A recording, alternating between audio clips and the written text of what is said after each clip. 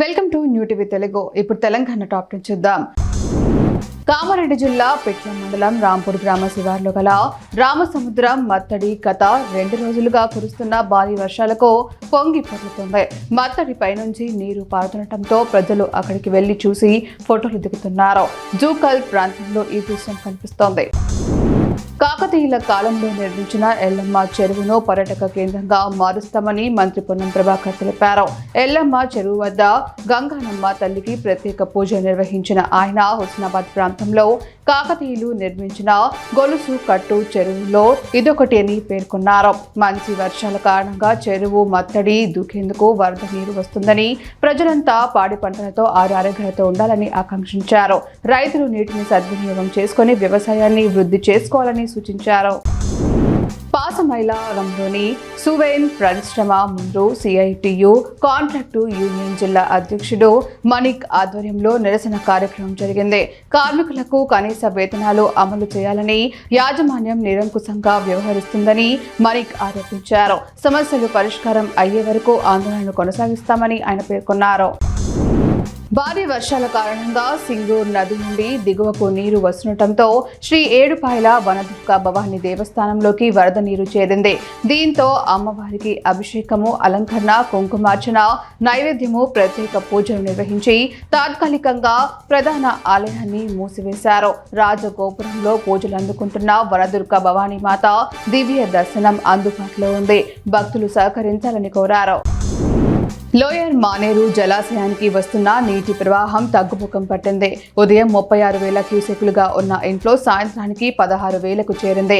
దీంతో అధికారులు ఉదయం 10 గేట్లను 2 ఫీట్ల మేర ఎత్తగా సాయంత్రం నాటికి 8 గేట్లను ఒక్కో ఫీట్ చొప్పున ఎత్తి మానేరులోకి 16,000 క్యూసెక్ల నీటిని విడుదల చేస్తున్నారు. జలాశయంలోకి వస్తున్న నీటి ప్రవాహాన్ని బట్టి గేట్లను ఎత్తడం, దించడం జరుగుతుందని అధికారులు తెలిపారు. ఈ చర్యలు నీటి నిర్వహణలో భాగంగా చేపడుతున్నారు. తెలంగాణ ప్రభుత్వం ప్రతిష్టాత్మకంగా చేపట్టిన ఇందిరమ్మ ఇళ్ల నిర్మాణం నాగర్ కర్నూలు జిల్లాలో మరింత వేగవంతం కావాలని కలెక్టర్ బాధావత్ సంతోష్ ఆదేశించారు. జిల్లా కేంద్రంలోని 20వ వార్డు ఈదమ్మ గుడి సమీపంలో ఇందిరమ్మ ఇల్లు నిర్మాణం చేపట్టిన లబ్ధిదారుడు రవీందర్తో కలెక్టర్ మాట్లాడి పనులను పరిశీలించారు. ప్రభుత్వం రూపొందించిన నిబంధనల ప్రకారం ఇళ్ల నిర్మాణం చేపట్టాలని సూచించారు. మహబూబ్ నగర్ జిల్లా కేంద్రంలోని బోయిపల్లిలో ట్రాఫిక్ పోలీసులు డ్రంక్ అండ్ డ్రైవ్ తనిఖీలు నిర్వహించారు. రోడ్డు ప్రమాదాలను తగ్గించేందుకు ఈ చర్యలు చేపట్టినట్లు ట్రాఫిక్ ఎస్ఐ గోపాల్ నాయక్ తెలిపారు. మద్యం సేవించి వాహనాలు నడిపే వారిపై కఠిన చర్యలు తీసుకుంటామని హెచ్చరించారు. హెల్మెట్ లేకుండా ట్రిపుల్ డ్రైవింగ్ చేస్తూ ఆర్సీ, డ్రైవింగ్ లైసెన్స్ లేకుండా వాహనాలు నడిపిన వారికి జరిమానాలు విధించారు. చేగుంట మండలం రైతు వేదిక వద్ద యూరియా బస్తాల కోసం రైతులు రాత్రి 8 గంటల నుంచి పడిగాపులు కాస్తున్నారు. అయినప్పటికీ అందరికీ యూరియా లభించడం లేదు. దేశానికి అన్నం పెట్టే రైతుల కష్టాలను ప్రభుత్వాలు పట్టించుకున్నట్లు వ్యవహరించడం బాధాకరమని రైతులు ఆవేదన వ్యక్తం చేస్తున్నారు. ఈ పరిస్థితి ప్రభుత్వాల నిర్లక్ష్యాన్ని ఎత్తి చూపుతోంది.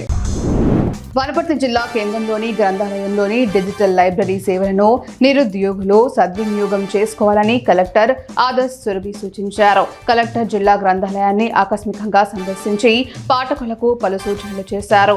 యూబీఐ ప్రజలతో మాట్లాడి డిజిటల్ గ్రంథాలయంలో అందుబాటులో ఉన్న సేవల గురించి అడిగి తెలుసుకున్నారు. ఈ అవకాశాన్ని నిరుద్యోగులు సద్వినియోగం చేసుకోవాలని ఆయన కోరారు.